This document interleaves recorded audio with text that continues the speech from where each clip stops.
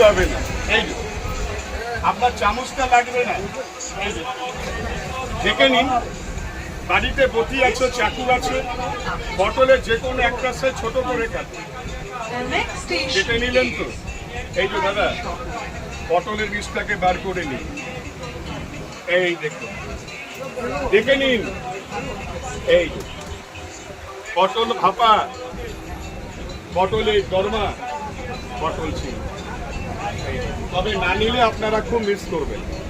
এই দেখুন বেরিয়েছে একেবারে হাফ ইঞ্চির কাছাকাছি।